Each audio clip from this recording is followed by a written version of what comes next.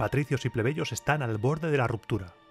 La situación es cada vez más grave y se va a llegar rápidamente a un punto de no retorno. Vas a ser testigo del inicio de un conflicto que se extenderá durante casi 200 años. Patricios y plebeyos vivirán a partir del programa de hoy en constante tensión. La guerra más importante a la que se va a enfrentar Roma en estos años no es contra un enemigo exterior, es contra ella misma. Hoy, en Roma Eterna, estalla el llamado conflicto de los órdenes. Así que ponte tu mejor toga, porque mi intención es que en este programa vivas la tensión política que seguramente se vivió en ese momento. Empezamos.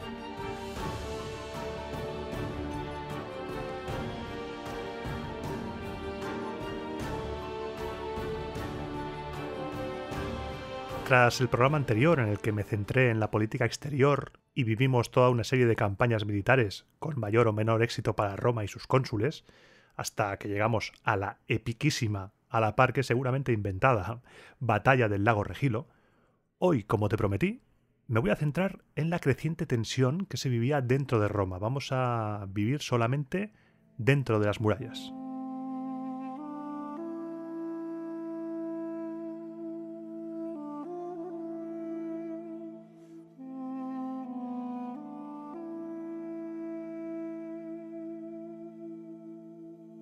Tensión porque en esta época, mientras la todavía joven República Romana luchaba contra sabinos, latinos, ecuos, volscos y dentro de no mucho tiempo también contra los galos, se estaba viviendo una lucha social, una pelea en la que la aristocracia se aferraba con uñas y dientes al control de la dirección política y a los privilegios ancestrales frente al resto de la población que no tenían opciones de llegar al poder. Si recuerdas el programa de Patricios y Plebeyos, a partir de la segunda mitad del siglo VIII y durante toda la época monárquica, se produjo la formación del patriciado hasta llegar a este siglo V que ahora empezamos, en el que un grupo de familias logra elevarse sobre el conjunto de la comunidad romana, monopolizando el poder, tanto político como religioso, y la mayor parte de las propiedades inmuebles y de los terrenos.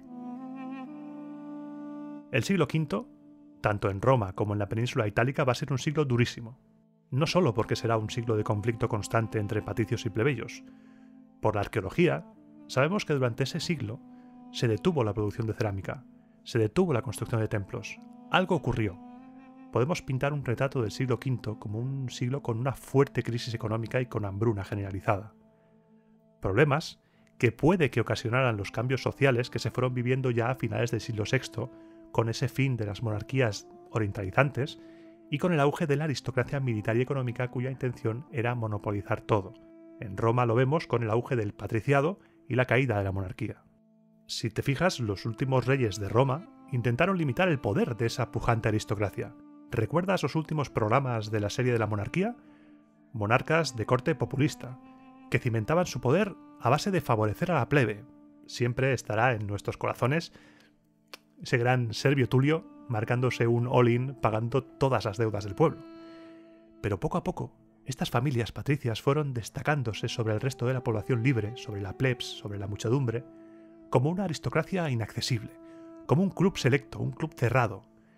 Y tras la caída de la monarquía, fueran 7 reyes, fueran 16, fueran los que sean, tras la caída del poder monárquico, esta aristocracia logró erigirse en auténtica protagonista de la historia de Roma y aglutinar todo el poder en sus manos. Este proceso mediante el cual la aristocracia patricia se hace con el poder y se bunkeriza, convirtiéndose en una casta restringida y cerrada, se conoce como serrata del patriciado, una expresión acuñada por primera vez, si no me equivoco, por el historiador italiano Gaetano de Sanctis en su Storia dei Romani. Como dato, este hombre, este señor, fue uno de los profesores que se negaron a jurar fidelidad al fascismo, un juramento que Benito Mussolini obligó a realizar a los profesores de las universidades italianas en el año 1931. No sabemos exactamente cómo fue esa transición de poder, de la monarquía a la aristocracia. No sabemos si fue gradual o violenta. El puzzle de la historia arcaica de Roma en este punto adquiere dimensiones descomunales. Es como estar enfrente de un puzzle de 25.000 millones de piezas del Taj Mahal. Y me ha sido complicado presentarte un relato coherente, no te lo voy a negar. Este programa puede que me haya quitado salud, estoy convencido, pero me lo he pasado pipa peleándome con las fuentes e intentando encajar todo. En el fondo, me va la marcha. Siguiendo con el cauce que es la historia, en programas anteriores he intentado presentar todas las teorías e imaginar lo que podría haber pasado, como por ejemplo con los restos incendiados que se remontan a la época del fin de la monarquía, pero lo que sí es cierto es que según las fuentes de las que disponemos, es que durante esos primeros años tras la expulsión de los reyes, esta aristocracia mantuvo una actitud conciliadora con la plebe.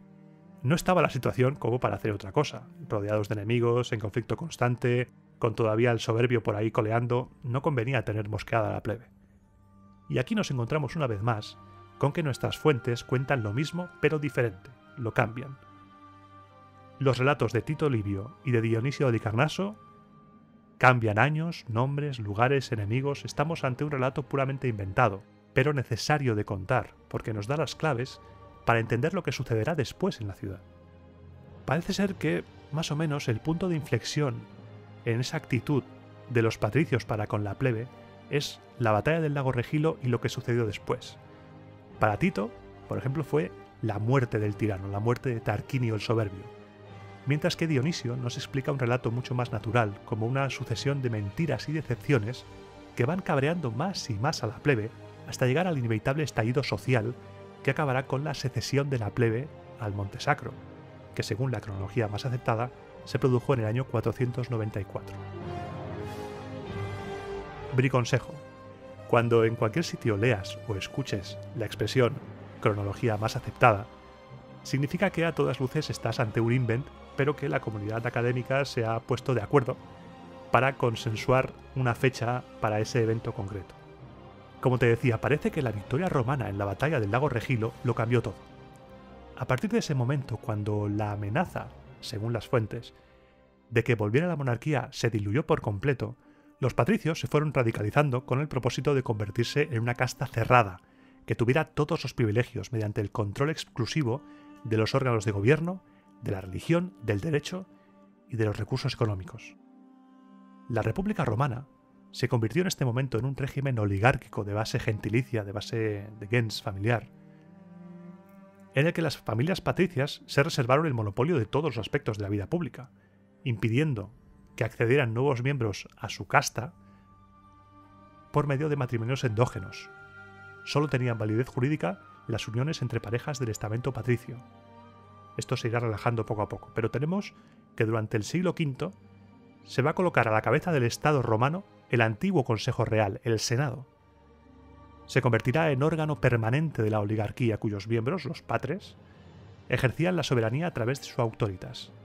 El Senado en sí era simplemente un órgano consultivo. Haré un programa sobre el Senado, por supuesto, el Senado republicano tiene un programa, pero así en resumen no era solo un órgano consultivo. En la práctica, sus dictados se solían seguir a rajatabla. Ten en cuenta que el Senado estaba lleno de excónsules, de exmagistrados, era el lugar en el que se reunía la casta. Los patricios tenían todo el poder, ejecutivo, civil, militar, todo. Todos los aspectos del Estado fueron puestos en manos de magistrados, controlados por el Senado, que eran elegidos entre las filas patricias.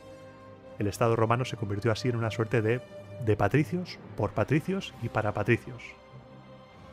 Pero el Estado no solo funcionaba con los patricios, no podía funcionar solo con ellos. Roma necesitaba la llamada clasis, aquella parte de la plebe cuyos recursos económicos les daban derecho y obligación de servir en el ejército. Sufrían las mismas o más pesadas cargas militares, pero no tenían ningún tipo de participación política. Es esa plebe de la que te hablé que quería participar del poder, pero que no podía porque no formaba parte del patriciado. Pero no contentos con eso, la desigualdad jurídica también era clamorosa. Solo los patricios estaban en posesión de los auspicia, el derecho a interpretar la voluntad de los dioses mediante el examen de los signos divinos. Este derecho les convertía en los únicos intérpretes válidos de la divinidad y, por ende, los únicos intérpretes válidos del derecho, ya que no había legislación escrita. Hasta las 12 tablas no habrá legislación escrita en Roma. Cuando un plebeyo pedía protección jurídica contra algún hecho cometido por un patricio, los jueces que juzgaban ese hecho eran patricios. El plebeyo se sentía inseguro para proteger a su familia y a sus bienes de las arbitrariedades patricias. Así que tenemos, por un lado, desigualdad política, desigualdad jurídica. ¿Qué más le podemos echar a este caldo tan rico que se está preparando en la cocina romana. La aristocracia está ahí preparando un potaje que no veas, que eso va a explotar. ¿Qué le podemos echar más para que acabe de reventarlo todo y dejar la cocina hecha un desastre? Pues la desigualdad económica. La desigualdad económica era una desigualdad que se reflejaba en dos cuestiones: el ager publicus y las deudas. Vamos a empezar por el ager publicus. El tema del ager publicus es muy importante a la hora de comprender el funcionamiento del Estado romano. El ager publicus era el territorio público, propiedad del Estado, que iba creciendo a medida que se iba extendiendo el territorio romano y que podía ser cedido por el Estado a ciudadanos romanos para su explotación económica. Seguro que recuerdas en programas anteriores que dijera yo: y por sus servicios el Senado otorgó tierras del ager publicus a tal persona. Pues eso mismo. El problema es que la oligarquía, el patriciado, monopolizó el disfrute del ager publicus mediante la ocupación de las tierras estatales. En lugar de distribuirlas entre todos, según criterios que garantizasen la subsistencia familiar de todo el mundo, lo que hacían los patricios era básicamente repartirse el ager publicus entre ellos. Roma se había convertido en un cortijo para los patricios. Este problema nos lleva al segundo, al de las deudas. Unas deudas que tienen su origen en la agricultura y en la ganadería. La escasa fertilidad del suelo, las malas cosechas y las obligaciones militares impedían a los pequeños agricultores, a los pequeños campesinos, cuidar sus tierras como es debido, lo que les hizo caer a muchos en la ruina. Estos campesinos, acuciados por la necesidad de poder salir adelante, se veían obligados a pedir préstamos a ricos propietarios. Imagínate ese campesino ahí, pobre, que se ve obligado a ir a la guerra, porque no es tan pobre como para estar eximido, y al volver se encuentra con que sus tierras han sido saqueadas, sus animales robados y no puede recuperarse. No tiene más narices que recurrir al señor tiburón. El señor tiburón es una persona que huele la oportunidad como un tiburón oliendo la sangre y siempre está dispuesto a ayudar. Sabe que te vas a ir a la guerra y sabe que no vas a poder hacer frente a tus pagos, con lo que sabe que si te ayuda vas a caer en impago y vas a acabar en sus manos. Y cuando te digo en sus manos, te lo digo literal, en sus manos. En esta época el acuerdo para prestar dinero se llamaba nexum. Mediante este nexum, el deudor cedía legalmente su persona al acreedor si no cumplía con el pago de la deuda. Estas personas, estos deudores, los nexi, acabaron siendo una masa de ciudadanos empobrecidos, plebeyos que se habían dado a ellos mismos en prenda a su acreedor. Hoy en día te pueden embargar la nómina o quitar el coche, la casa, pero antes, el acreedor, si no le pagabas, recurría a la justicia y legalmente te podían vender como esclavo, te podía encarcelar o incluso te podía matar. Poco a poco esto del nexum se fue relajando, hasta que la ley Poetelia Papiria del 326 según Tito Livio o del 313 según Varrón lo prohibió. Como ves, el baile de fechas va a ser una constante y me voy a volver loco. Un día me voy a quedar bizco del todo.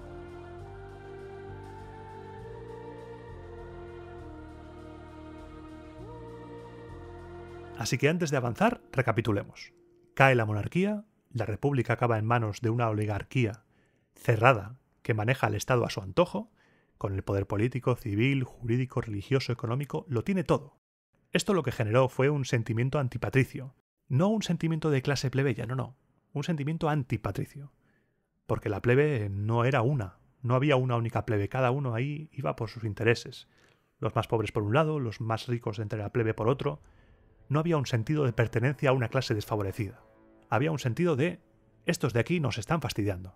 Para que te hagas una idea, para la mayoría era primordial el reparto de tierras y las deudas, pero para la parte más acomodada de entre la plebe, lo más importante era meter la pezuña en el pastel del poder político, para disponer de ager publicus y tener acceso a las magistraturas que le abran la puerta del poder. Así que cuando te hable de la plebe que se enfrenta al patriciado, mayormente va a ser esa última plebe, la que tiene el poder económico suficiente como para suponer un problema para Roma, ya que esta gente podía formar parte del ejército. Del ejército durante esta época te hablaré en el siguiente programa. Y ahora vamos con los eventos que se fueron sucediendo, según la tradición, hasta llegar a la Secessio Plebis, a la secesión de la plebe, en el año 494, momento en el que la plebe abandona Roma con la intención de fundar su propia ciudad y que será el evento clave de este programa. Como ya te he dicho antes de pasada, la historia de la secesión de la plebe es una historia de mentiras. de traiciones, de orgullo patricio, de rebelión y de un cacao de nombres que si no lo resumo te vas a morir a medio programa. Ahora te pido que por favor hagas un ejercicio de memoria. Ten el programa anterior en la cabeza. Fue un programa muy bélico, hubo 3 grandes enfrentamientos. Ahora nos situamos en el momento en el que Roma se está preparando para luchar contra la Liga Latina. Dionisio nos cuenta que cuando se estaban haciendo los preparativos para la guerra, no estaban todos con el mismo ánimo, no estaban todos igual de comprometidos. Los ciudadanos que estaban afectados por el problema de las deudas, los que no podían pagar a sus acreedores, directamente no obedecieron la llamada a las armas. No querían participar con los patricios en ninguna acción si estos no votaban la condonación de sus deudas. Algunos incluso decían que abandonarían la ciudad, y se esparcía entre ese sector de la población la idea de que era mejor irse de Roma y empezar una nueva vida que permanecer en una ciudad que sí que era su hogar, pero que no les hacía partícipes de ningún bien. Como todavía estaba la sombra del tirano, los patricios trataron de convencerlos por las buenas, hacerles cambiar de opinión. No pasa nada, hombre, ya verás, vamos a arreglarlo, no te preocupes. No hay nada como un enemigo cerca para que el poder se convierta en un osito de peluche conciliador que te quiere dar besitos y abrazos. Pero la gente no se avenía a razones. La gente no quería ir a la guerra si no se arreglaba el problema de las deudas. El Senado se reunió para considerar cuál sería la solución más conveniente ante este problemón que estaba surgiendo, y se nos presentan a 2 facciones enfrentadas en el Senado durante todo el relato.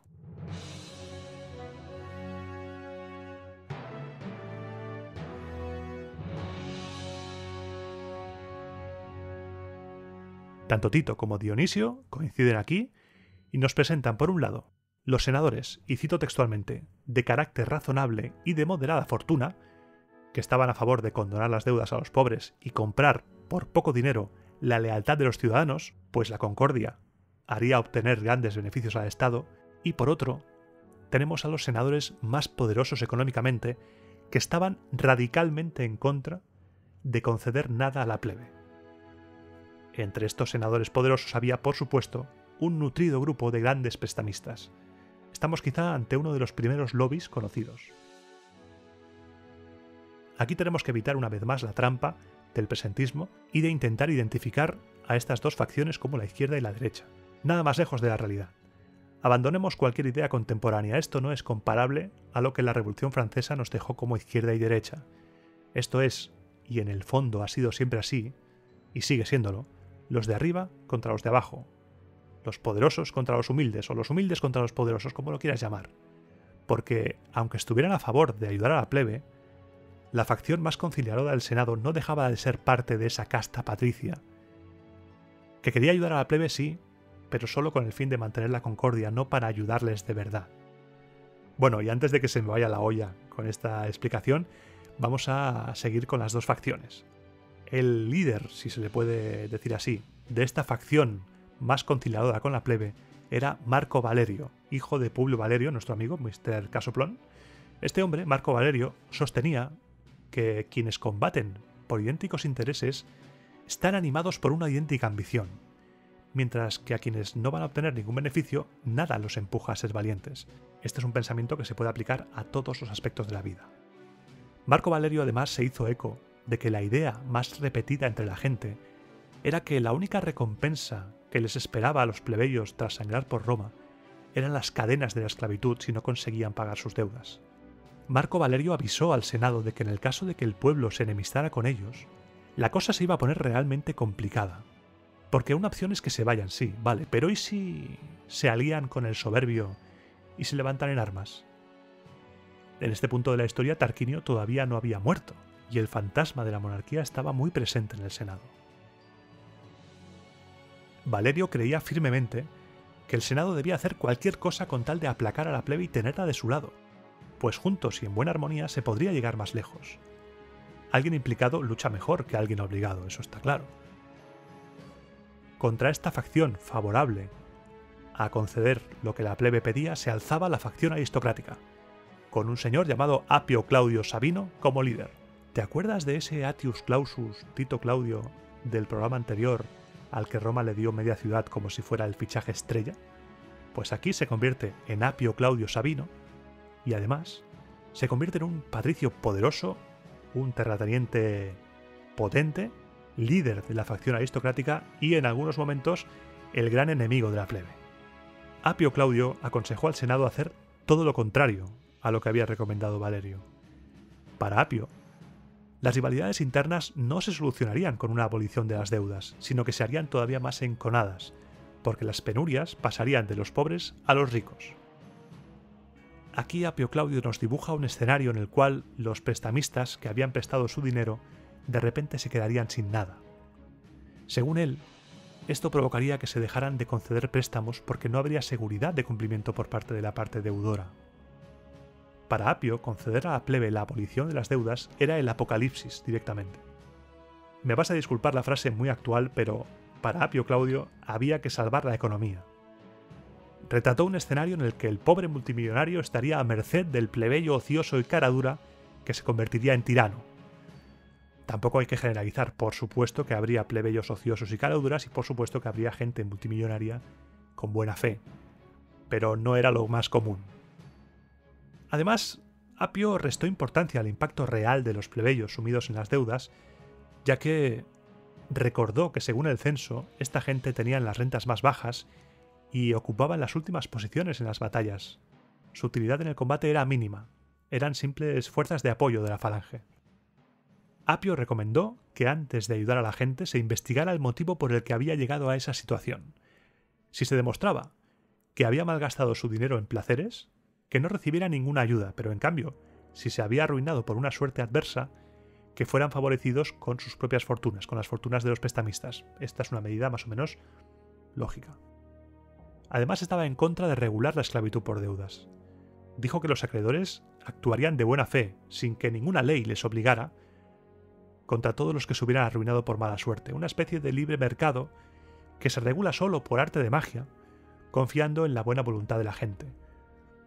No te voy a negar que el discurso de Apio Claudio podría tener validez actual, no te lo voy a negar, porque cambian los años, cambian las modas, cambia la tecnología, cambia la forma de vestir, cambian los idiomas, pero en el fondo, el ser humano siempre tiene las mismas necesidades y los mismos problemas.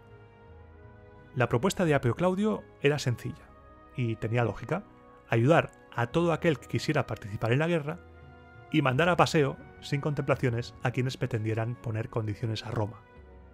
Confiaba en que esa amenaza calmara a la plebe. Las posiciones estaban muy definidas: Marco Valerio contra Apio Claudio, los favorables de ayudar a la plebe contra los contrarios a ayudar a la plebe. Ambas propuestas se debatieron, hubo una acalorada discusión en el Senado en el que se debatieron además otras propuestas y se decidió no promulgar por el momento ningún decreto hasta que las guerras hubieran acabado para entonces, sin ningún enemigo exterior, decidir con calma qué se haría con las deudas. Eso sí, mientras tanto, para calmar un poco los ánimos de la plebe y que se alistaran, se decretó que no se produjera ninguna exacción de deuda debida a contrato o a condena y que todos los pleitos se aplazaran, que no se constituyera ningún tribunal y que los magistrados no tomaran ninguna decisión sobre ningún asunto, excepto los relacionados con la guerra. El Estado se paralizaba. Esta decisión, una vez comunicada al pueblo, calmó los ánimos, aunque no desterró por completo el espíritu de sedición en la plebe. Mucha gente aceptó, pero sospechando que les estaban haciendo el lío. Pero hubo otros, en cambio, que no aceptaron, no pasaron por el aro, y eran muchos más de los que así aceptaban. Pedían medidas concretas, no promesas. Pedían que el Senado hiciera una de estas dos cosas: o concederles ya la condonación de las deudas si querían que participaran en la guerra, o no engañarlos aplazándolo para otro momento. Ante esta situación, el Senado, cansado de tonterías y con el fin de evitar que la cosa fuera a mayores, decidió tomar una decisión radical. Decidió suprimir temporalmente el poder consular y creó una magistratura nueva. Una magistratura que tendría plenos poderes sobre todo. Sería soberana y no estaría sujeta a rendición de cuentas de lo que decidiera o de lo que hiciera. Esta nueva magistratura duraría 6 meses, tras los cuales el gobierno nuevamente pasaría a manos de los cónsules. Nacía la dictadura. Ahora la gente iba a obedecer o se las iba a ver con el dictador. Nos cuentan que el motivo principal que llevó al Senado a tomar esa decisión tan radical, tan drástica, como la de crear una dictadura, era la ley que promulgó el cónsul Publio Valerio tiempo atrás. Esta ley lo que decía era que ningún ciudadano romano libre podía ser castigado antes de ir a juicio. Concedía a los condenados el derecho de apelar ante el pueblo y de que sus personas y bienes gozaran de seguridad hasta que el pueblo votara su caso. Y además, esta ley ordenaba que quien intentara infringir esto fuera asesinado impunemente. El Senado creía que mientras esta ley estuviera vigente, no podían obligar a la plebe a obedecer a los magistrados para ir a la guerra, pues si los condenaban por desobediencia o por cualquier cosa, estos apelarían al pueblo y el pueblo los liberaría. Pero si esa ley era abolida, ¡ay, amigo mío! Si esa ley era abolida, la cosa cambiaría por completo. Así que mediante engaño y con mucho disimulo, se creó esta magistratura todopoderosa para dejar sin efecto la ley de Publio Valerio sin abolirla. Si creas una magistratura que es de facto una tiranía, pero con fecha de caducidad, durante este tiempo puedes hacer todo lo que necesites para restablecer el orden sin anular ninguna ley anterior. Menudos torrupios los senadores.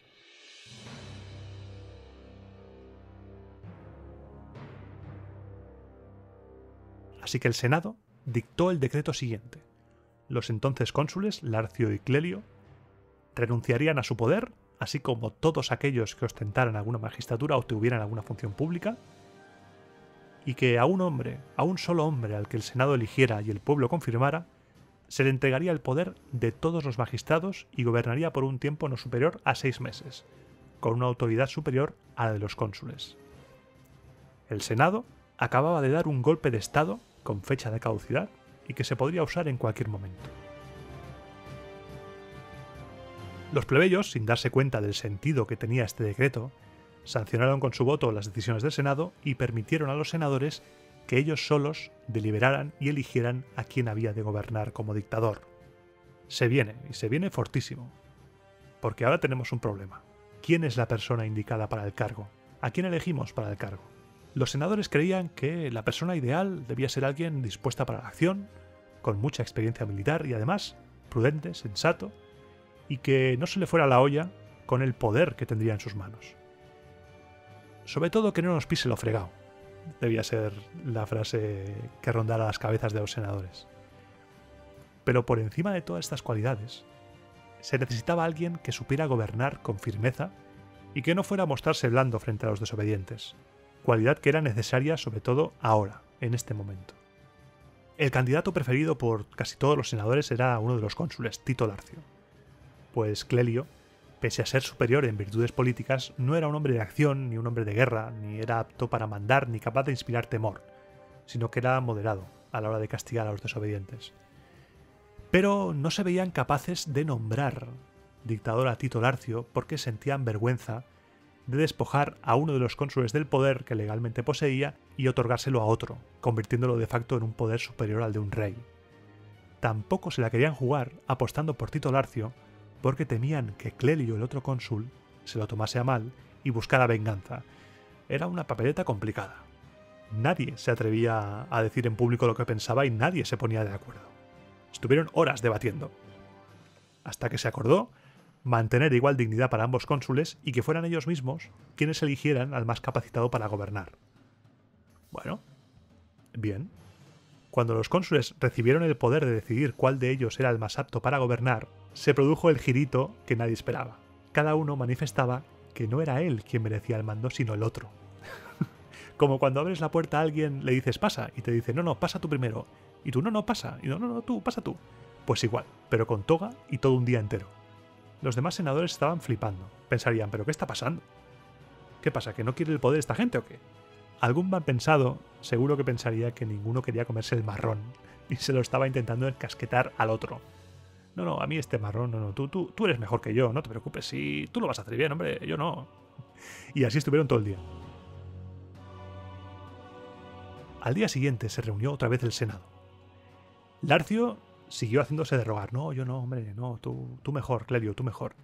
Pero Clelio se cansó de todo, se levantó y proclamó a Tito Larcio como dictador, a la vez que renunciaba él mismo al consulado. Ahí lo llevas. Así que Tito Larcio, muy a su pesar, se convirtió, según la tradición, en el primer dictador de la historia de Roma. Buena suerte, Tito Larcio, la vas a necesitar. Dionisio de Halicarnaso nos cuenta que el nombre de dictador podría venir de dictare, que significa aquel que dicta, o una derivación de la manera de nombrar al dictador, que era nombrado dictus y no elegido creatus. Sea como fuere, la primera medida de Tito Larcio como dictador o como magister populi, el título oficial durante la República, fue nombrar a Espurio Casio su jefe de caballería, su magister equitum. Luego, deseando hacer una muestra de poder, más por hacerse el chulo y marcar el territorio que para otra cosa, ordenó a los lictores que llevaran por la ciudad, junto con las haces de varas, las hachas. Los lictores del dictador nunca quitaban las hachas de sus fastes, ni siquiera dentro del pomerium del recinto sagrado de la ciudad. Las hachas de los lictores de un dictador simbolizan su poder sobre la vida y la muerte, y lo distinguían de los demás magistrados. Los lictores de otros magistrados no podían portar los fastes cuando comparecían ante el dictador, aunque tuvieran derecho a ello. Nada había por encima del dictador. El dictador te podía dar tremendo hachazo en cualquier momento. Si el dictator te vacila, tú te callas y lo asimila. Así de claro. Después, Tito Larcio hizo un censo de todos los ciudadanos romanos, valorando bienes, nombres de las familias, hijos, edades, mujeres, los hijos de los hijos, todo. Y una vez todos censados, se comprobó que había 157.700 romanos mayores de edad. Una cifra que da Dionisio de Halicarnaso y que no sé de dónde se ha sacado, pero puede que fuera fruto de una intoxicación alimentaria, porque no te lo puedes creer ni harto de vino que hubiera tanta gente en esa época en Roma. No. Pero vamos a asumirlo como cierto, vamos a jugar al juego de las fuentes antiguas. Así que de estos 160.000 ciudadanos mayores de edad, lo que hizo Tito Larcio fue separar a los más ancianos de los que estaban en edad todavía militar, y a estos últimos los dispuso en centurias, distribuyendo la infantería y la caballería en 4 cuerpos. De estos 4 cuerpos tomó para él mismo, para Tito Larcio, el mejor, y de los otros 3 ordenó a Clelio, al que había sido su compañero en el consulado, que tomara el que quisiera. El tercero lo puso a las órdenes de Espurio Casio, su magister equitum, y le dio el último que quedaba a su hermano, a Espurio Larcio. Ordenó también que este último cuerpo del ejército se quedara dentro de las murallas para guardar la ciudad con ayuda de los hombres más ancianos. La gente no tuvo más narices que obedecer. O sea, obedeces o tremendo hachazo. Arreglado todo esto y con todo el mundo reclutado, marchó a la guerra contra los latinos, pero tras una pequeña escaramuza se negoció el desmantelamiento del ejército latino y se fijó una tregua de 1 año entre ambos bandos. Este es el conflicto que me parecía tan raro en el programa anterior. Ahora ya tenemos un poco más de trasfondo. Los romanos les dieron cera a los latinos y los latinos dijeron: hey, vamos a calmarnos un poquito. Así que se dieron un poco de tregua. Esta tregua proporcionó un descanso necesario. La cosa parecía que se calmaba en Roma. La prohibición decretada por el Senado de exigir el pago de las deudas hasta que la temida guerra llegara a una solución definitiva calmó los disturbios que habían provocado en la ciudad los pobres al exigir que el Estado los liberara de las deudas. Pero no acababa de rematarse el tema del todo. El Senado nunca acabó de abordar el problema de las deudas, siempre se dejaba para más adelante. El lobby de los grandes prestamistas se había infiltrado en el Senado. Así va pasando el tiempo hasta la batalla del lago Regilo. Ahí acabó el programa anterior. Tras esta batalla, el segundo dictador, Aulo Postumio, que había sido nombrado ante el peligro que representaba el enemigo y para asegurarse otra vez el reclutamiento, entró triunfal en la ciudad, honrado con un triunfo espléndido, y llevó montones de armas en numerosos carros, abundantes útiles de guerra, 5.500 prisioneros. Vamos, triunfó a lo grande. Tras la batalla del lago Regilo, se llegó a un tratado de paz con los latinos que puso fin por el momento a las guerras exteriores. Tras esta paz, el Senado traicionó los acuerdos alcanzados con la plebe y decretó que se constituyeran tribunales y que se arreglaran rapidito los pleitos que se habían pospuesto a causa de la guerra. La plebe comprendió que lo único que había hecho el Senado era comprar tiempo. Estaban cada vez más convencidos de que el Senado no tenía intención alguna de resolver el problema. Los juicios por los contratos llegaron a convertirse en tumultos. Los plebeyos alegaban no poder satisfacer las deudas porque, como te decía antes, durante la guerra Sus tierras habían sido devastadas, sus rebaños exterminados, se habían quedado sin esclavos, y el dinero que tenían en la ciudad se había agotado por los gastos para la campaña. Por su parte, los prestamistas alegaban que estas desgracias habían afectado a todos por igual, no solo a los deudores, y consideraban intolerable tener que perder no solo lo que los enemigos les habían arrebatado en la guerra, sino también lo que en tiempos de paz habían prestado a los ciudadanos que se lo pidieron. Ambas posturas eran irreconciliables, hasta el punto de que se formaban pequeños grupos que se enfrentaban en el foro, se enfrentaban dialécticamente o a veces llegaban a las manos. Roma se estaba yendo por el retrete.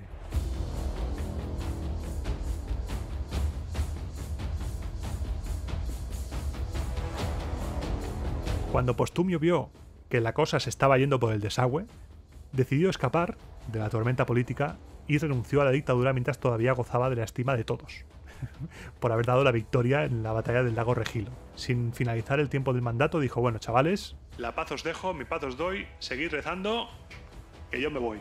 Estableció un día para la elección de los nuevos magistrados y restauró las magistraturas tradicionales. Postumio se olió muy fuerte que se venía una crisis de gravedad nunca vista. El clima social estaba muy caliente, y la elección de los cónsules del año siguiente no iba a ayudar a que se calmaran las cosas. Adivina quiénes fueron elegidos cónsules para el año siguiente. Efectivamente, Apio Claudio Sabino y, por otro lado, Publio Servilio Prisco. Apio Claudio Sabino ha vuelto y está cabreado. Agárrense los machos plebeyos que se acercan curvas. Ambos se pusieron de acuerdo rápido, nada más acceder al consulado, y dispusieron que lo mejor para Roma en estos momentos era desviar la agitación interna hacia guerras externas, y se prepararon para que uno de ellos condujera un ejército contra los volscos con el propósito de castigarlos por la ayuda enviada a los latinos en el lago Regilo y para impedir que se rearmaran. Se echó a suertes, le tocó salir a Publio Servilio Prisco y Apio Claudio se quedó en la ciudad. La expedición contra los volscos fue rápida y se firmó un acuerdo con los latinos por el que se les devolvieron los prisioneros que se habían hecho en la batalla del lago Regilo. Esta era una pequeña escaramuza. La guerra abierta contra los volscos era cuestión de tiempo. Por el momento parecía que la cosa iba bien con los latinos. El Senado se estaba preparando para la gran campaña contra los volscos, deliberando qué fuerzas serían las que saldrían a la campaña contra ellos cuando se declarara la guerra, que era inminente, y en ese momento sucedió algo que lo cambió todo. Nos cuentan que apareció en el foro un anciano, vestido con harapos, en un estado lamentable, con el pelo larguísimo, la barba espesa, descuidada, sucia, gritando y pidiendo ayuda a los ciudadanos. Se congregó a su alrededor toda la multitud que andaba cerca, y entonces este señor, este anciano, se puso en un lugar donde pudiera ser bien visible y dijo: «Yo nací libre. Participé en todas las campañas mientras estuve en edad militar, combatí en 28 batallas y recibí muchos premios al valor en las guerras. Cuando se apoderaron de la ciudad las circunstancias que la llevaron a las más extremas dificultades, me vi forzado a contraer una deuda para pagar las contribuciones exigidas al Estado.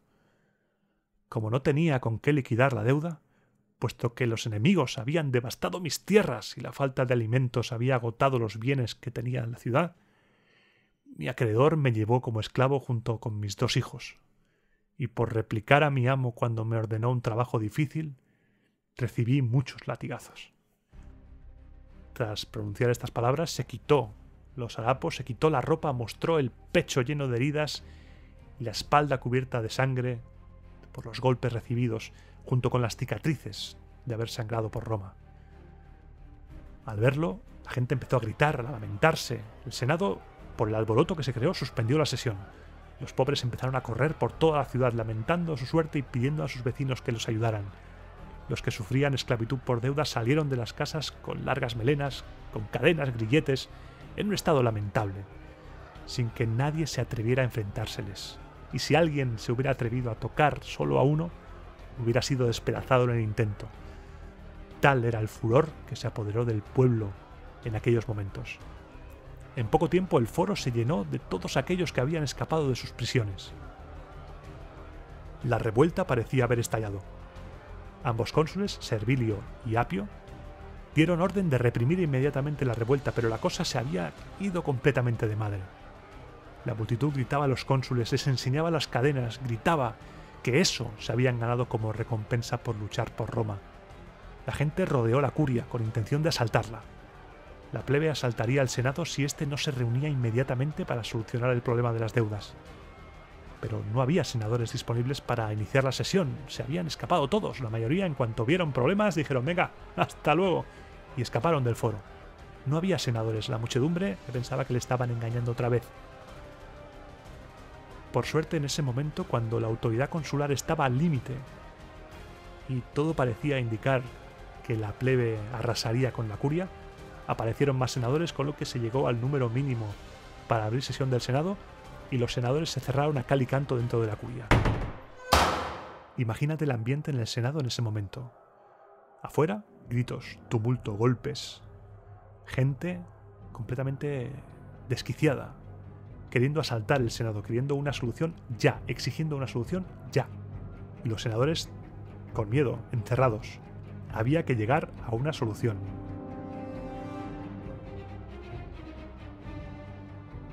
Apio opinaba que había que detener a los cabecillas para sofocar la revuelta de raíz, que si se descabezaba todo, se acababa la revuelta.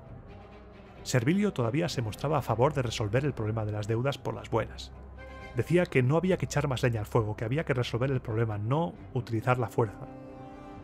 Y si ya la cosa no estaba suficientemente tensa y dramática, en ese momento llegaron a Roma jinetes anunciando que los volscos se habían rearmado, habían reunido un ejército y se acercaban a Roma.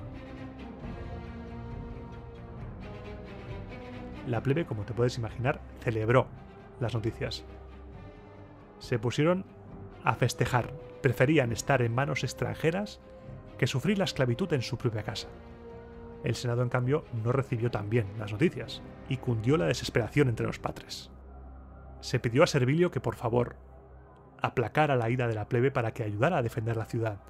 Confiaban en que a Servilio, como se había mostrado favorable a la plebe, le escucharían. El cónsul Publio Servilio convocó al pueblo a una asamblea, intentó llamar a la calma, les explicó la situación y les explicó lo que pasaría si los volscos arrasaran Roma. Pidió que en esos momentos de extrema gravedad se unieran todos juntos en un objetivo común y, de nuevo, que al finalizar el peligro, la situación se resolvería y, como muestra de buena voluntad y para dar credibilidad a su discurso, publicó un edicto que prohibía tener encadenado o en prisión a un ciudadano romano, impidiéndole alistarse, y se prohibía además tomar o vender los bienes de un soldado mientras estuviese en campaña, así como retener a sus hijos o a sus nietos, porque en ese momento los hijos o los nietos podían verse obligados a pagar las deudas de sus padres y abuelos. Eso provocó que la gente se alistara de inmediato. Apareció un montón de gente liberada de sus cadenas para poder alistarse en el ejército. Se formó un numerosísimo ejército que luchó con una valentía como hacía años que no se veía en Roma. En esta campaña se tuvo que pelear también con los auruncos. Derrotados ambos enemigos, la plebe confiaba en que la situación, por fin, se resolvería, tal y como Servilio les había prometido. Servilio les había dado su palabra. Pero la cosa se torció, otra vez. Mientras Servilio estaba fuera, en campaña, con todo el ejército, Apio Claudio, que se había quedado dentro de Roma, junto con el lobby de prestamistas que le apoyaba, se cebó. Se cebó y empezó a dictar sentencias durísimas en materia de deudas sin parar. Pim, pam, nuevos deudores, nuevos esclavos. Cuando se dictaba sentencia, los condenados apelaban a Servilio, le recordaban sus promesas, le echaban en cara sus logros conseguidos en la guerra. Le exigieran que hiciera algo como cónsul, que protegiese no ya a sus ciudadanos, que protegiese a sus soldados. Nada de lo que les habían prometido se había cumplido. Servilio aguantaba el chaparrón como podía. Su cargo no le permitía desafiar a su colega cónsul abiertamente. Bueno, sí, se lo permitía, pero la dignidad consular estaba por encima. No era tiempo de enfrentarse unos a otros más todavía. Por muchas ganas que tuviera, se mantuvo neutral. Pero la neutralidad, ya sabes, la neutralidad te lleva a la derrota. La plebe le odió y el Senado le tomó por blando. En poco tiempo fue igual de odiado que Apio Claudio. Estuvo ahí. En ese momento ya los caminos de la plebe y de los patricios se habían separado por completo.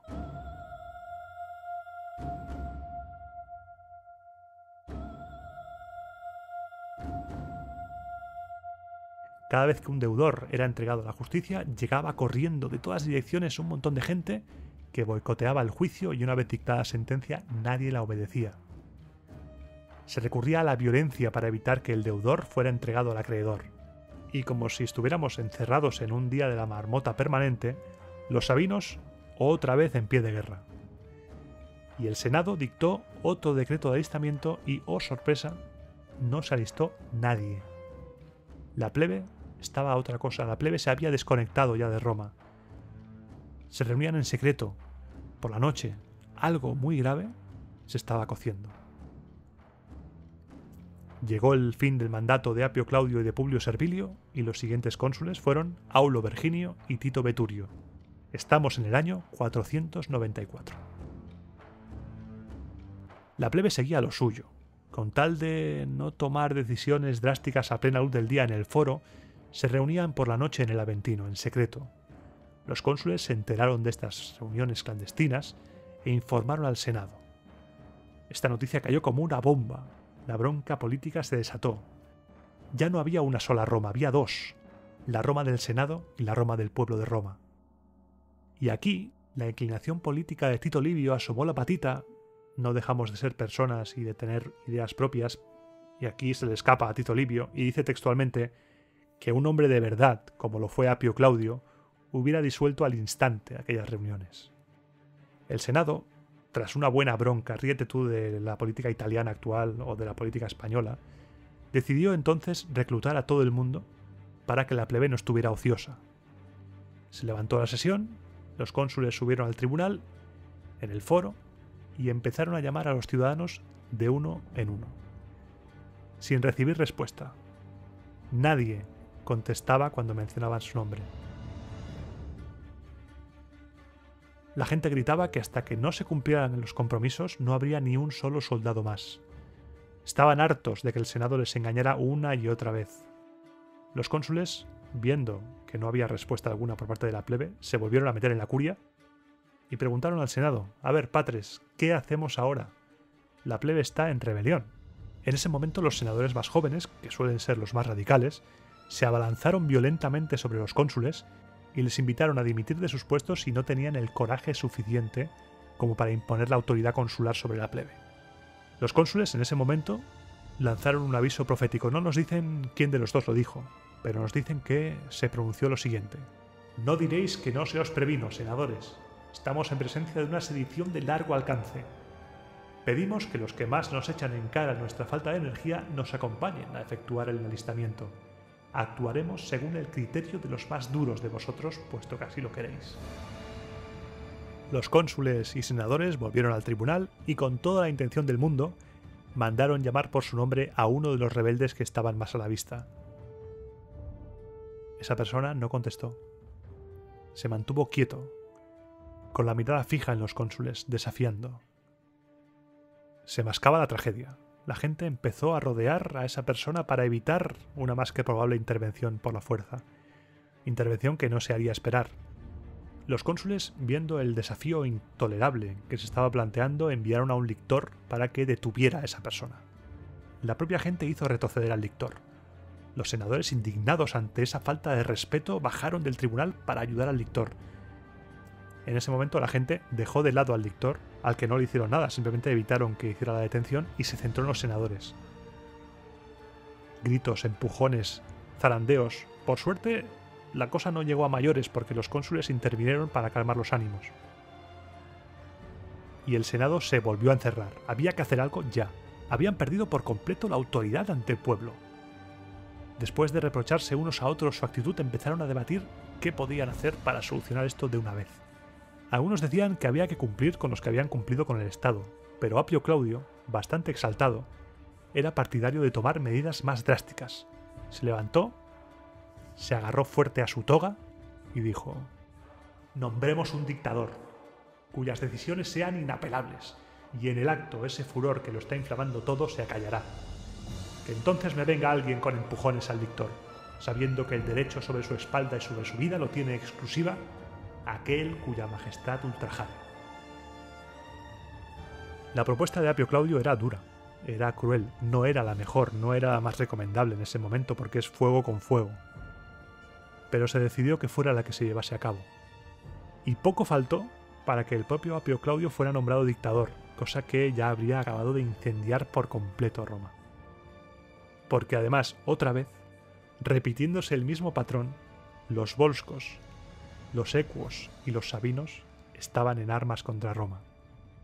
Si lees un manual de historia de Roma sobre esta época y te bebes un chupito cada vez que lees que los volscos, los equos y los sabinos declaran la guerra a Roma, acabas con 17 comas etílicos. Directamente. El Senado decidió elegir como dictador a Manio Valerio Máximo, hermano de Publícola, un hombre ya entrado en años. Esta elección fue totalmente intencionada, porque la gente, al ver que se había elegido como dictador a un Valerio, se calmó. Los Valerios siempre se habían mostrado favorables a las causas de la plebe, y Manio prometió resolver el problema de las deudas de una vez por todas. Manio, como buen Valerio, les dio su palabra, de que no iba a fallar a la plebe. La plebe, pensando que esta vez sí, esta vez sería la buena, esta vez venga, va, van 85 promesas rotas, pero esta vez, venga, vamos para allá. Aceptaron alistarse y Tito Livio nos dice que nunca antes se había reunido un ejército tan numeroso. 10 legiones. 3 para cada cónsul y 4 para el dictador Manio Valerio.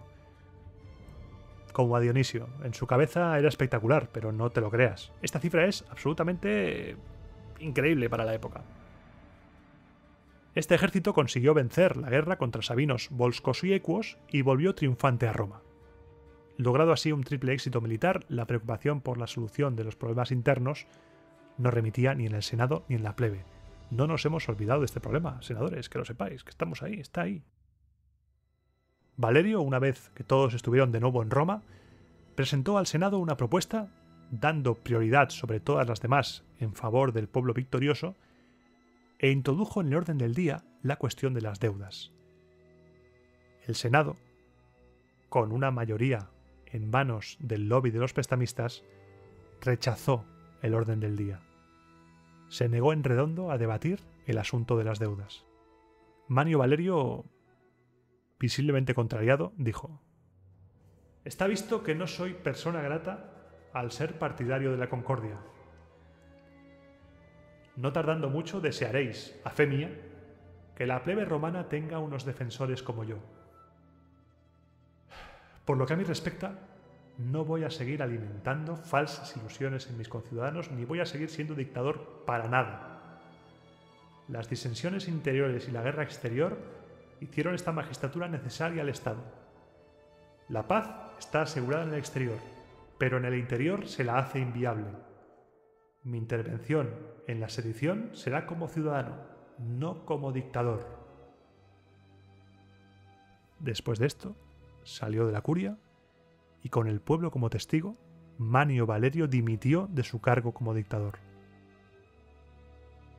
La plebe vio claro el motivo. La plebe supo que había abandonado el cargo de dictador por la indignación que le producía no poder cumplir su palabra. Por eso, considerándolo libre de su promesa porque no había dependido de él el que no se cumpliese, lo acompañaron en el camino a casa en medio de aplausos y de alabanzas. La reputación de Manio Valerio con la plebe estaba por las nubes. Entre el Senado había miedo. Había miedo de que si se licenciaban a los soldados se reanudasen las reuniones clandestinas y las conjuras plebeyas. Por eso, aunque la leva había sido efectuada por el dictador, como el juramento se lo habían tomado los cónsules, el Senado estimó que el juramento seguía obligando a los soldados, aunque no hubiera dictador, y dio orden de que las legiones partieran de la ciudad con el pretexto de que los equos reanudaban las hostilidades. En Roma en este momento no había un ejército permanente y profesional. Esta medida lo que hizo fue acelerar la secesión.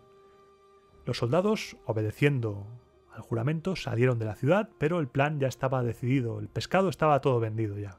Parece ser que en un principio el plan original era asesinar a los cónsules para quedar libres del juramento, pero un tal Sicinio convenció a los conjurados de que ningún compromiso sagrado quedaba roto por un crimen, y lo que hicieron fue, una vez que salieron de Roma, retirarse todos al Monte Sacro, situado al otro lado del río Anio.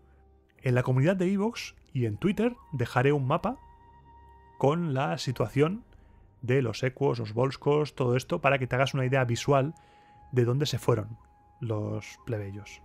aunque hay otra versión que dice que se retiraron al Aventino. El Aventino siempre ha sido un lugar muy relacionado con la plebe. Es más, en la serie HBO de Roma, los protagonistas viven en el Aventino. Es el barrio popular, es la zona popular de Roma.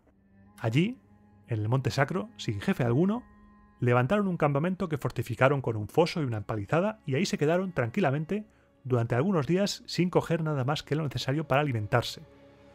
Pacíficamente, ni atacaron ni recibieron ataques.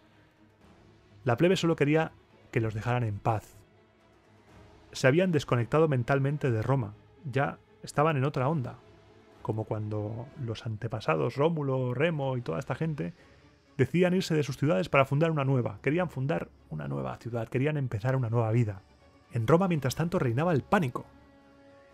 Todo estaba en suspenso. La plebe que ahí se quedaba temía la violencia del Senado. El Senado temía a la plebe que se había quedado en Roma. Todo estaba desierto. Nadie salía de sus casas. Imagínate la ciudad de Roma en aquella época vacía, con las gallinas por ahí corriendo, los perros ladrando, todo abandonado. Se formaban pequeños escuadrones de patricios que defendían los caminos por si alguien atacaba. El Senado se preguntaba cuánto tiempo iba a permanecer tranquila la multitud secesionista, cuánto tiempo iban a estar ahí y qué iban a hacer. Y si estallaba una guerra exterior, ¿qué iban a hacer? Estaban completamente a merced de cualquier enemigo.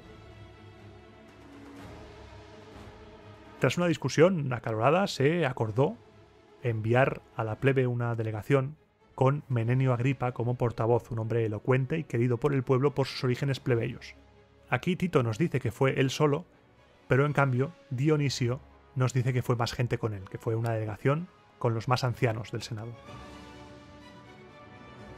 Menenio Agripa, o bien la delegación con Menenio Agripa a la cabeza, entró en el campamento de los plebeyos en el Monte Sacro y les contó una historia. Una historia sobre el cuerpo humano, sobre las diferentes partes del cuerpo humano que te voy a reproducir ahora mismo. En el tiempo en que en el cuerpo humano no marchaban todas sus partes formando una unidad armónica como ahora, sino que cada miembro tenía sus propias ideas y su propio lenguaje, todas las partes restantes se indignaron de tener que proveer de todo al estómago a costa de sus propios cuidados, su esfuerzo y su función, mientras que el estómago, tan tranquilo ahí en medio, no tenía otra cosa que hacer más que disfrutar de los placeres que se le proporcionaban. Entonces se confabularon de forma que la mano no llevase los alimentos a la boca los rechazase y los dientes no los masticasen. En su resentimiento, al pretender dominar al estómago por el hambre, los propios miembros y el cuerpo entero cayeron en un estado de extrema postración.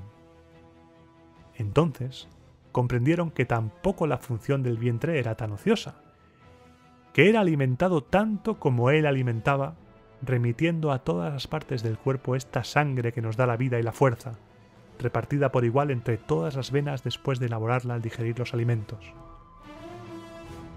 Estableciendo entonces un paralelismo entre la rebelión interna del cuerpo y la reacción airada de la plebe en contra del Senado, les hizo cambiar de actitud y se empezó a negociar la reconciliación.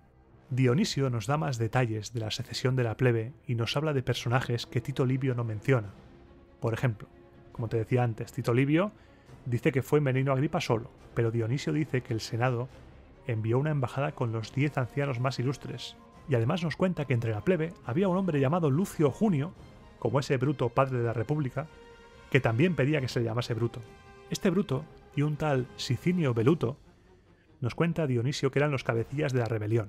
Hay un discurso larguísimo de este Bruto, que cuando te digo que es larguísimo. Intenté encajarlo, intenté decir, bueno, voy a interpretarlo, pero es que eran 8 páginas de discurso.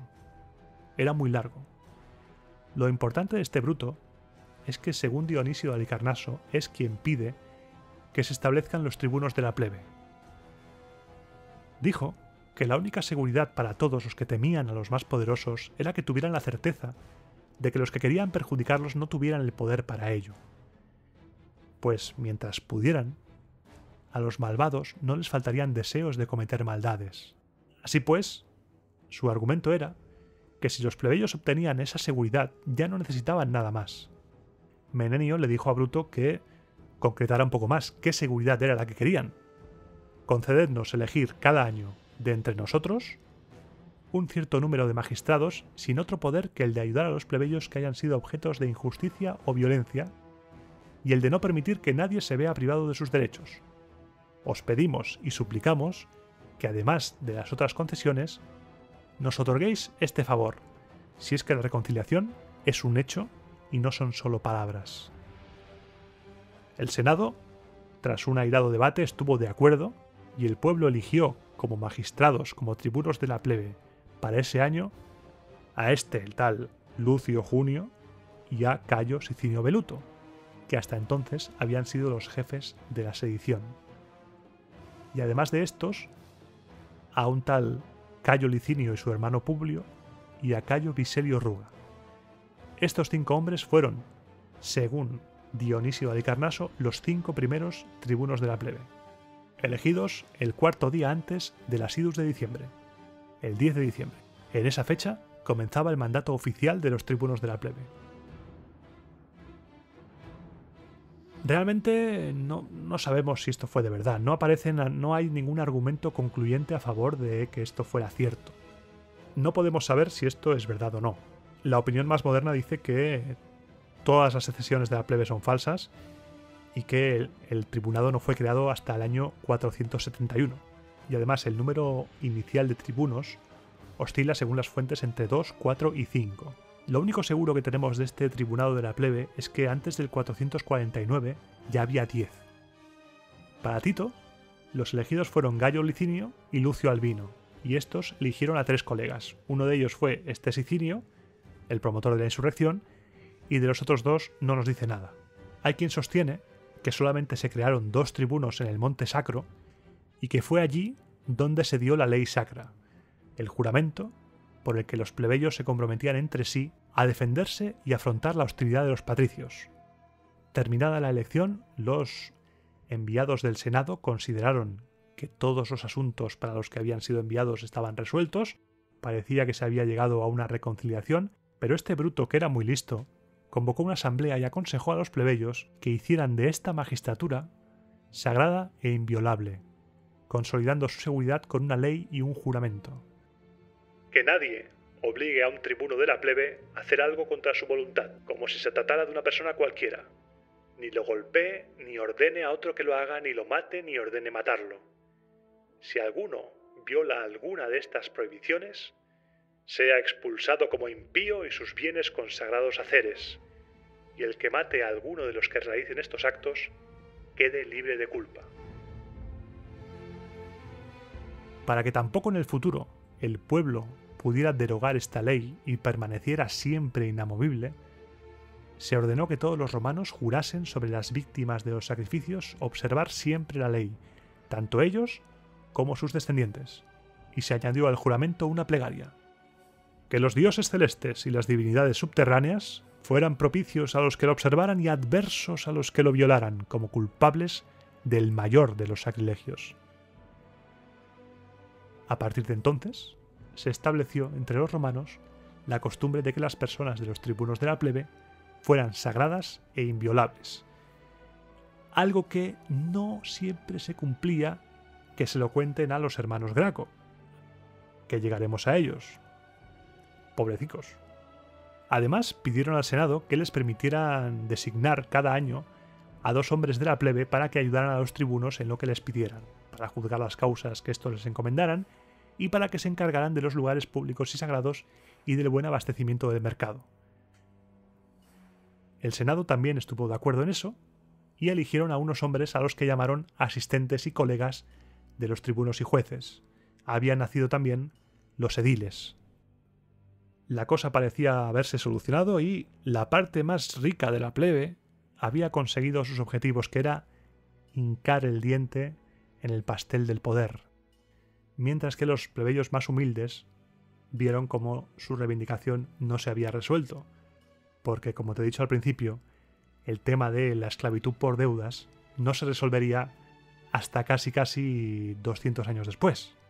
Así que tenemos que de esta secesión, según la tradición, se formó un estado dentro del estado. Surgieron las magistraturas plebeyas y poco a poco el patriciado va a conceder más a los plebeyos hasta conseguir Por ejemplo, que hubiera un cónsul plebeyo. Y para finalizar me voy a tirar a la piscina. Fuerte. Porque, a modo de reflexión, a partir de entonces, el poder en la República irá manteniendo un débil equilibrio entre patricios y plebeyos. Y posiblemente este conflicto sea el origen de las siglas SPQR, Senatus Populusque Romanus. El Senado y el pueblo de Roma. El poder del Senado y el poder plebeyo. Ambos unidos, como si de un Rómulo y Remo se tratase, bajo la sombra de la loba.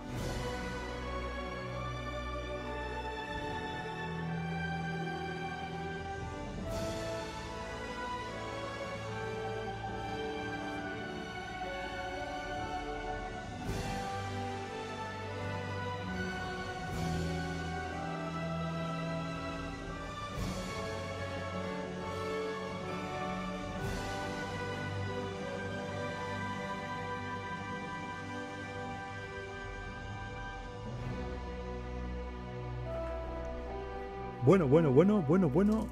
Vaya... Uf. Qué tensión de programa, ¿no? Madre mía. Espérate, voy a beber un poquito de zumo de manzana.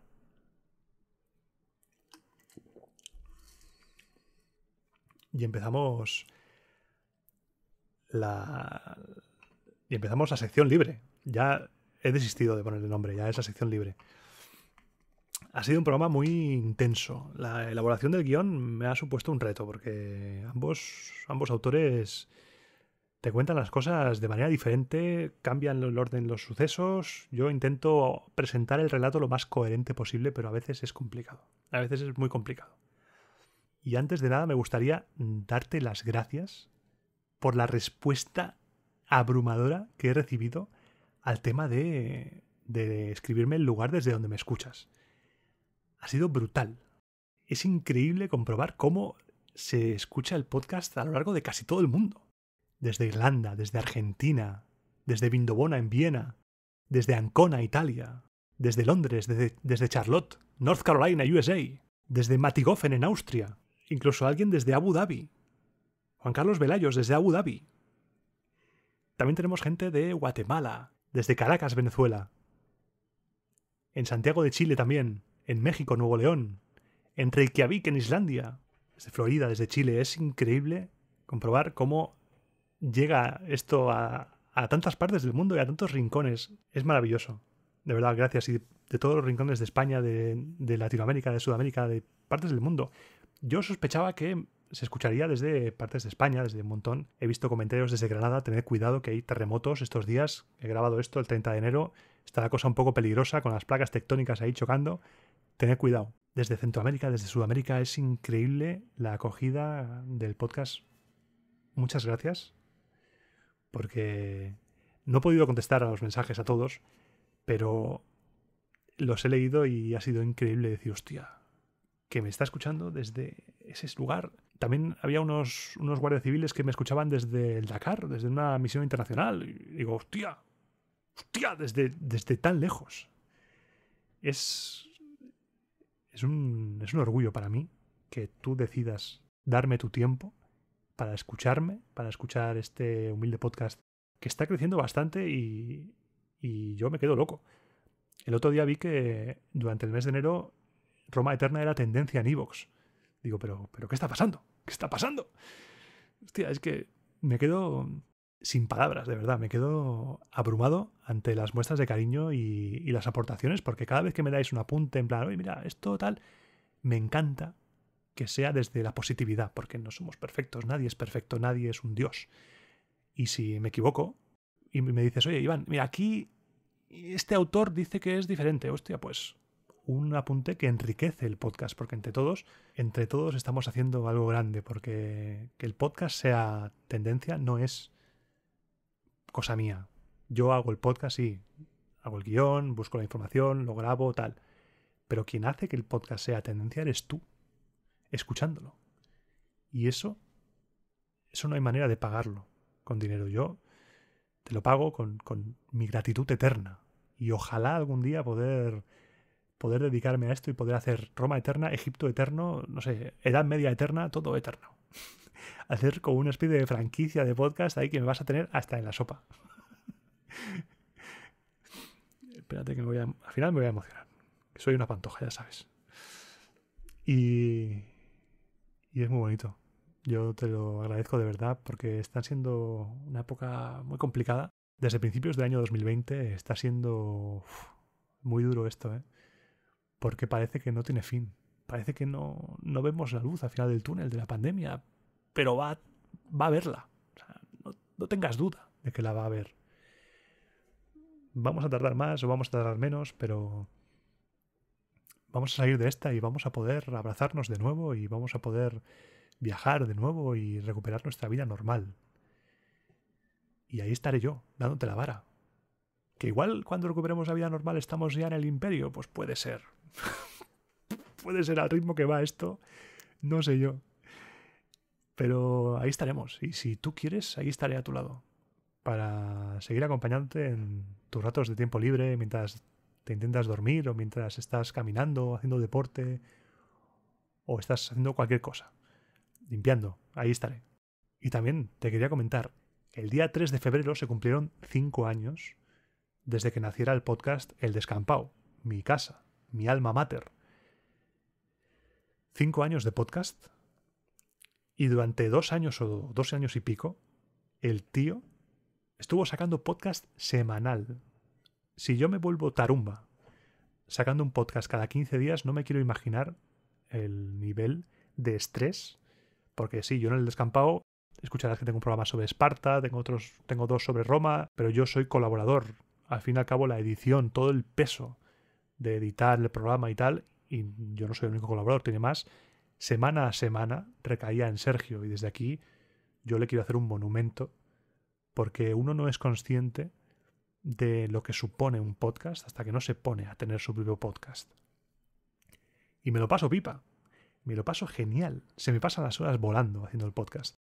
Llevo, por ejemplo, ahora casi 2 horas de grabación y me tiraría otras 2 grabando cosas de Roma porque me encanta explicarte cosas y me encanta estar ahí.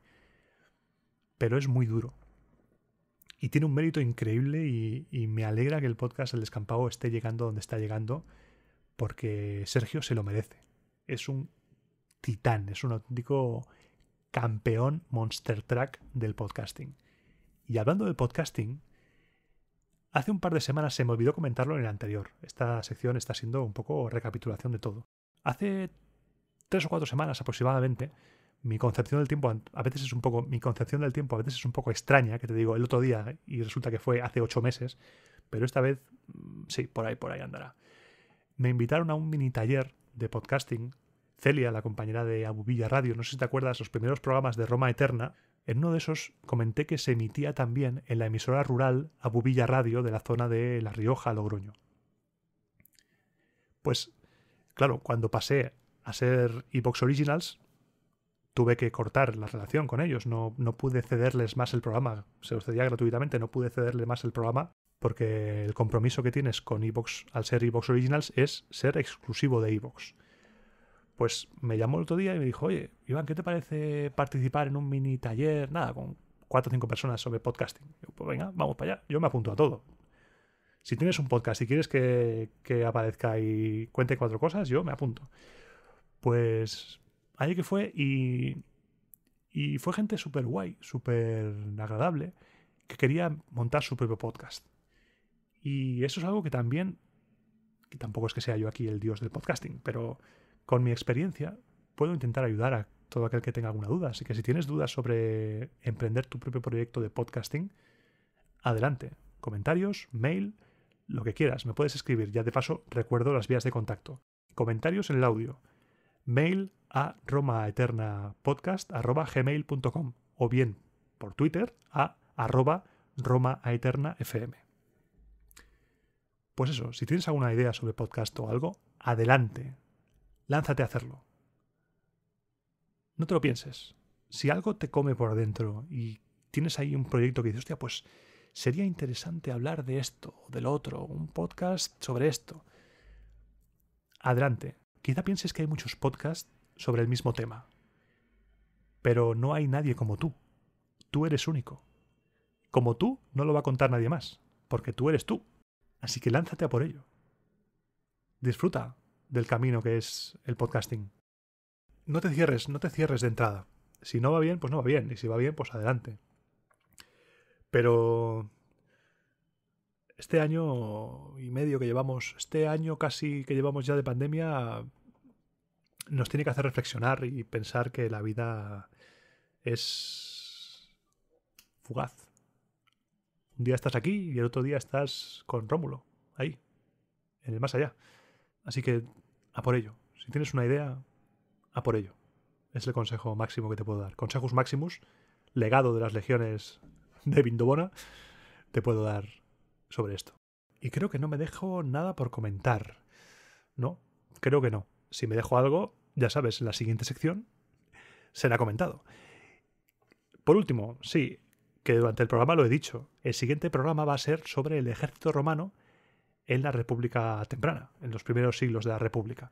Quiero intentar que tu mente haga un dibujo del legionario romano, del soldado romano de esa época, que no es el mismo que el soldado romano que puedes ver en Asterix y Obelix, por ejemplo. No es el mismo. Es totalmente diferente al que tenemos en la mente cuando pensamos en él. Totalmente diferente. Así que solo me queda recordarte que te suscribas al podcast, que es gratis, te suscribes gratuitamente y tienes las actualizaciones en la comunidad, tienes un aviso cada vez que subo un podcast y también tienes la opción, si quieres, y me ayuda un montón, puedes apoyar económicamente el podcast desde 1,49 € al mes en iVoox, o bien puedes invitarme a un chupito de garum en la plataforma Ko-fi, que te dejo el enlace en la descripción de este audio. Y dicho esto, espero no haberme hecho pesado, una vez más, y dentro de 15 días nos vemos para repasar la organización del ejército romano en los primeros tiempos de la República, en el próximo programa de Roma a Eterna.